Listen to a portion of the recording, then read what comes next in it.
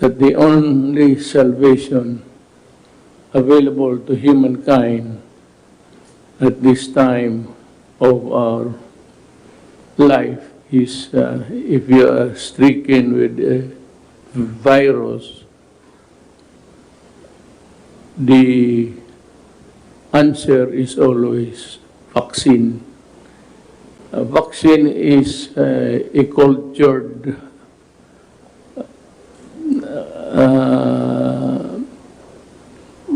combination of your body and a weak virus, maliit, instead of in attacking 50 sila, you're only given 5, 10, maybe.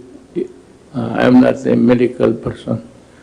Pero it will alert your body system, ang iyong defense mechanism, immune, atakihin niya yan, makilala niya.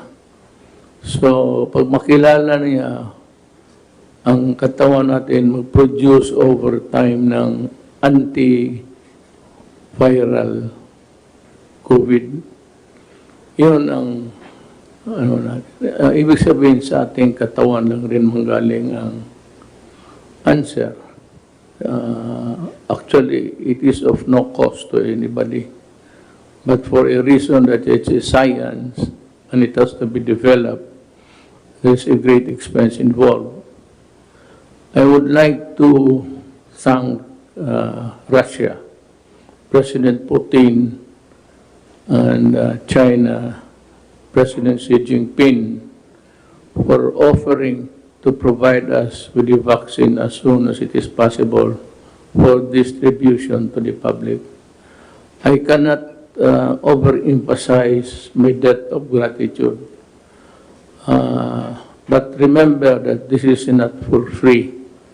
For after all, they did not develop the vaccine without great expense, and also the human effort involved. Bibilihin natin yan.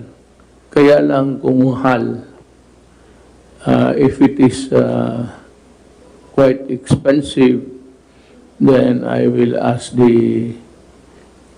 my friend President Putin and President Xi Jinping to give us a credit, parang utang, a credit line, but we will pay not in one payment but by installments. Basta ang sinasabi ko, magbayad tayo, hindi ito libre. At I would always tell them that we are willing, and if we are short of money by this time, because all of the economy of the world, individual countries have fallen flat. Lahat ngayon nagkakaroon ng economic hemorrhage. It is uncontrollable because people cannot really work, they cannot be productive, and so you have a problem at hand. Sa Singapore, ganun rin. Ang sabi ninyo na pumunta ako, look, let me be very frank. If I want to go to Singapore, I will go to Singapore. If it is a private undertaking, or if I want to attend the burial of a friend, or to pay a visit sa wake, I will go there, fly in, fly out. But alam mo, kung gusto kong umalis, alis ako. I do not have to keep it a secret, because I will not be using at any government funds. Hindi ko ugali yan. And there has been no trip so far that I have undertaken outside of the Philippines using government funds. If at all I go out, it's official, and it is just right that wala naman akong pera pangbayad ng the entourage that goes with me. Hindi ko ito, bakit ko taguin? Hindi naman ako gaya ng salbahis na magamit ng pera ninyo. At bakit isekreto ko?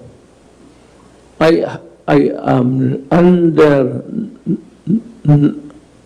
no obligation to travel in secret and not telling the Republic at all.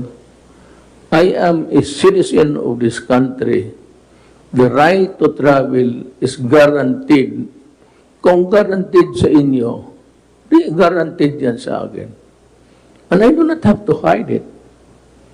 I said, I would not be stupid to use government funds. Malalaman ng tao yan. So stop this nonsense about me going to Singapore. I said, if at all. Kung gusto ko pupunta ako.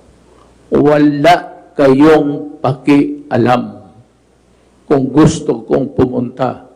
But I will not, because under no circumstances do I have the obligation to keep it a secret.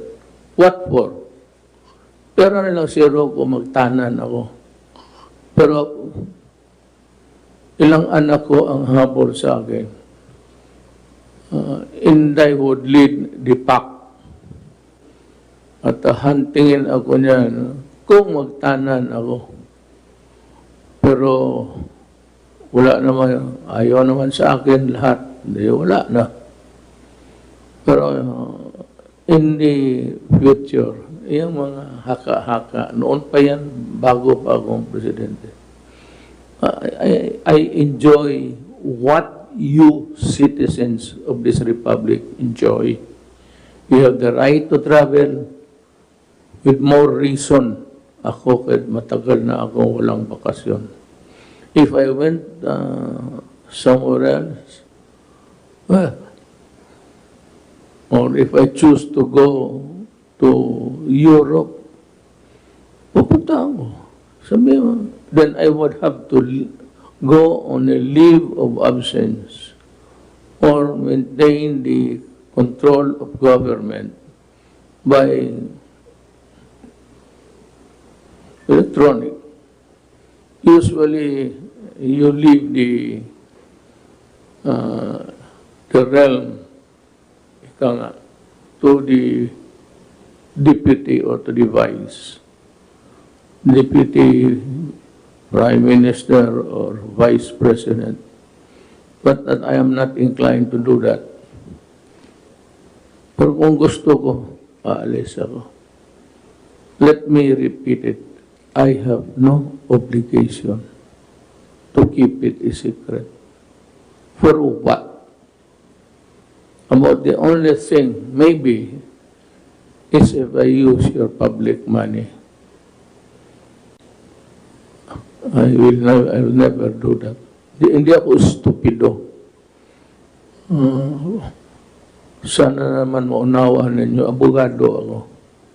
That is anti-graft. Pure and simple. Magkikita naman yan sa mga voucher kung gagamitin mo pera ng gobyerno. But if it is a private undertaking, I said, a private trip, you can go ahead. Just leave somebody to take care. It's either usually Bing Bong or Guevara. Or if not, if things are not quite good, then I leave it in the hands of the military. Probably it would be the Secretary of Defense. Kung medyo topsy-turvy ang bayan, and I have to leave. But otherwise, ang isang leader would always stay where the crisis is. Hindi ka dapat maglagalag kung may problema ang bayan. Napakababa naman ang tingin ninyo sa akin kung gano'n. Well, be that as it may, hindi po ako gano'n. Just to disabuse your mind. Thank you for listening.